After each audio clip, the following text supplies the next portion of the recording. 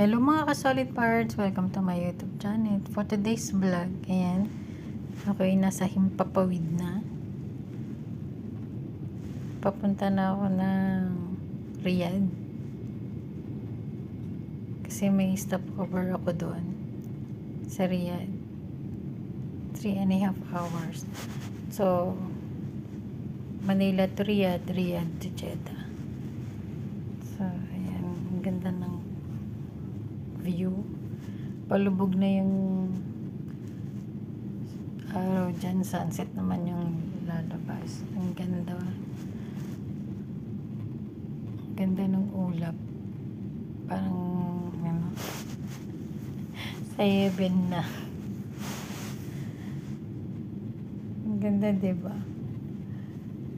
Kala mo yung ulap dagat eh. So, ito yan. Tapos ng bakasyon na 13 days. So,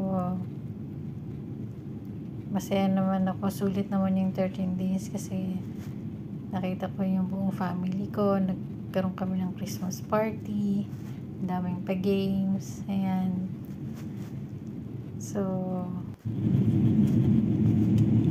ayun lang. Masaya lang. Ayan, nasa Riyadh na ako. Ayan, pababa na kami. Palanding na. At hindi rin ako masyadong nakapag-video sa Pilipinas kasi busy. So, ayan, nasa Riyadh na ako. Waiting sa flight ulit. So, ayan, nasa Jeddah na ako. Hindi ko na kasi napakita yung flight nung nasa airplane kasi nakatulog ako. Ang pagod na, sobra. So, ayan, nasa Jeddah na ako. Palabas na ako ng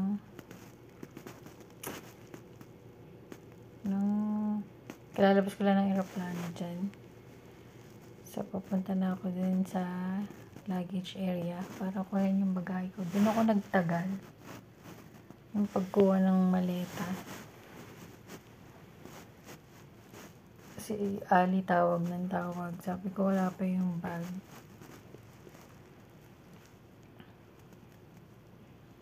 Back to reality ulit.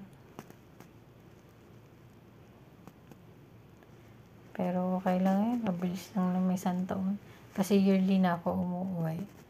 Pero hindi ko lang alam ngayon kung December o January ako uuwi. Kasi last year, umuwi ako ng January. Tapos nag-try ako magsabi na October. Kung pwede ako mag-Christmas sa Pilipinas. Kasi 10 years na akong hindi nakapag-Christmas. Nung pagkasabi ko na October, wala akong natanggap na sagot. Ang natanggap ko na is ticket na. Kaya October pa lang, first week may ticket na ako. Na December ako uuwi. Kaya nangyari, nung pag-uwi ko last year ng January, bumalik ako ng February, March, April, May, June, July, August, September, October, November, December. 10 months lang ako nakakabalik dito. Tapos uwi na ng December. So, ayan na. Nakuha ko na yung luggage ko. Ayan, palabas na ako. Kaya ngayon, hindi ko alam kung kailan ulit yung uwi ko ulit. Kung December o January. Malaman. At kababalik ko lang naman. Pag uwi na naman ng... Hindi kasi kwento lang naman. Pero yun nga, hindi ko din talaga alam. I have no idea kung December ulit or January. Kasi December, wala masyadong ganap. Meron naman. Pero kasi yung Lupi, January kasi yun, yung Lupi sa amin. Ay, dun yun, yung Lupi, Fiesta, tapos reunion namin. Kaya 3 okasyon. So, malaman kung kailan ako uuwi. Talagang hindi makakailan na nasa Jeddah na ako. Kasi ayan yung fruit. Yung aquarium. My goodness. Dito na talaga ako sa Jeddah.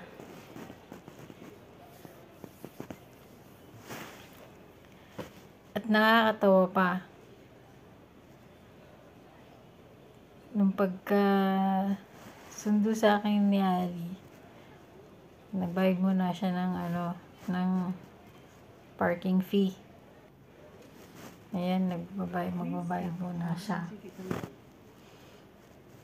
So, pagkabayad niya, punta na kami ng sasakyan. Hindi pa namin makita yung sasakyan. Nakalimutan ni Ali kung saan niya pinark. Pindot siya ng pindot doon sa susi. Hindi itong umaano kasi may nakaharang na isang sasakyan. Tapos, pagsakay ko ng sasakyan, first time ever, sa sasakyan pa lang, hagulgul na ako, langya. Hindi nangyayari yun. Kahit parito na ako. Iba kasi ngayon, kasi may nagbago sa aking sarili, especially sa aking puso. May naiwan ako doon sa Pilipinas. Hindi tulad dati na sabi ko kay tatay, maglibang-libang, enjoy lang, relax lang, tas sa mga bata, si kuya sa work, si bebe sa school, ako naman talagang work lang dito. First time ever kung nangyari. At talagang di ako naiya sa driver. Talagang pagbaba ako ng hand carry ko sa back seat, ay nako, hagulgol. Sabi ni Ali, kung may masakit daw sa akin, ba't ako umiyak? Sabi ko, wala. Nakakaloka. Tapos hindi siya tanong ng tanong kasi nga umiiyak nga ako. Kakaloka.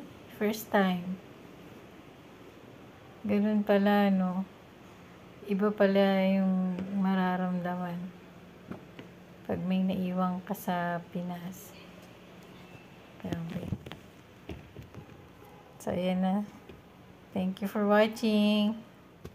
Bye. God bless.